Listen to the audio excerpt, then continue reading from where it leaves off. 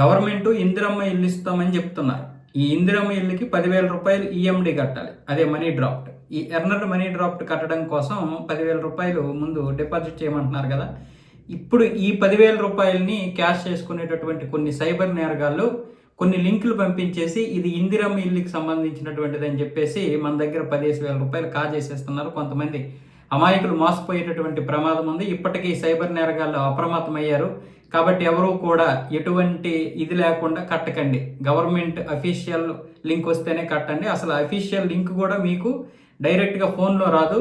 డైరెక్ట్గా అక్కడ ఉన్నటువంటి స్థానికంగా ఉన్నటువంటి ఆఫీస్కి వెళ్ళి మాత్రమే మీరు కట్టండి అని ఇప్పుడు సజ్జనార్ గారు అయితే ఒక సందేశం విడుదల చేశారు. అలాగే ఎనీడెస్క్, టీమ్ వ్యూవర్ వంటి స్క్రీన్ షేరింగ్ యాప్లు ఇన్స్టాల్ చేసుకోవద్దు. యూపీఐ పిన్ కానీ రీఫండ్ కోసం ఇలాంటివి ఏం చెప్పకండి. రీఫండ్ కోసం పిన్ ఏం చెప్పకండి.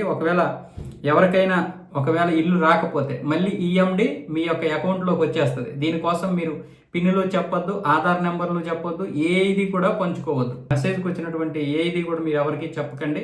చాలామంది మోసగాళ్ళు ఆల్రెడీ ఇప్పటికే ఈ దందా మొదలు పెట్టేశారు. అలాగే ఇల్లు ఇప్పిస్తామని చెప్పి డైరెక్ట్గా కూడా డబ్బులు అడుగుతున్నారు. వాళ్ళని కూడా నమ్మకండి.